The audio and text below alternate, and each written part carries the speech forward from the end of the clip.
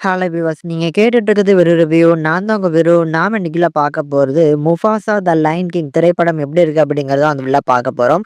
கண்டிப்பா நீங்க எல்லாருமே த லயன் கிங் திரைப்படத்தை பார்த்திருப்பீங்கன்னு நினைக்கிறேன். ஸோ நிறைய பேருக்கு ஃபேவரட்டான படமா கூட இருந்திருக்கலாம்.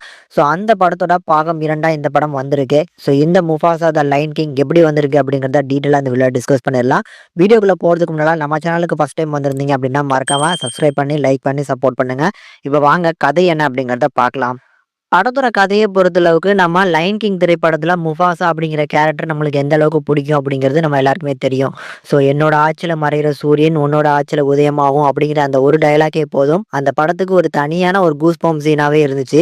ஸோ அப்படிப்பட்ட அந்த முஃபாசா கேரக்டர் வந்து எங்கிருந்து வந்துச்சு, எப்படி வந்து அரசனாச்சு அப்படிங்கிறத நம்ம ரஃபிக்கின்னு சொல்லப்படுற அந்த குரங்கு, ஸோ போன பாட்டுல நம்ம சிம்பாவை தூக்கி காமிச்சது பாருங்க, அந்த குரங்கு வந்து நம்ம சிம்பாவோட பையன் கிட்டக்க இது எல்லாத்தையுமே எடுத்து சொல்லுது. அதாவது தாத்தாவோட கதையை பேரன் கேட்டு தெரிஞ்சுக்கிறான்.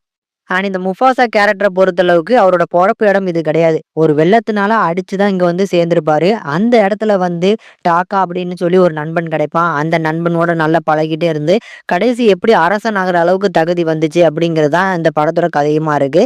ஸோ அந்த அரசன் ஆகுறதுக்கு முன்னால அங்க எந்த மாதிரியான எதிரிகள்லாம் இருந்தாங்க அப்படிங்கிறதும் ரொம்ப அழகா காமிச்சிருக்காங்க. இப்ப இந்த படத்த பொறுத்தளவுக்கு எப்படி வந்திருக்கு அப்டின்னா, போன படத்த விட ஒரு பெட்டரான புரொடக்ஷன் வேல்யூல எடுத்திருக்கனால, பாக்கறதுக்கு விஷுவல் எக்ஸ்பீரியன்ஸ் அத விட ஒரு பெட்டரான ஒரு எக்ஸ்பீரியன்ஸ் கிடைக்குதுங்க. சினிமாட்டோகிராஃபிக்லாம் டாப் நாட்சா பண்ணி குடுத்துருக்காங்க. பிஎஃப்எக்ஸ் அண்ட் சிஜியுமே நல்லா இருந்துச்சு.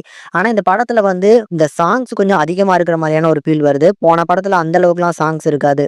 பட் டெக்னிக்கலா இந்த படம் எந்த அளவுக்கு சப்போர்ட் குடுக்க முடியுமோ, அது வந்து எடிட்டிங்கா இருக்கட்டும், கேமரா ஒர்க்கா இருக்கட்டும், எல்லாமே சூப்பரா பண்ணியிருந்தாங்க. ஆக்சுவலி வந்து போன பார்ட்ல இருக்கக்கூடிய எல்லா கேரக்டர்ஸுமே யூஸ் பண்ணியிருந்தாலும், இந்த தமிழ் டப்பிங் வந்து நெறைய பேர் வந்து பார்த்தீங்கன்னா, கேரக்டர்ஸ மாத்தி தான் பேசியிருக்காங்க.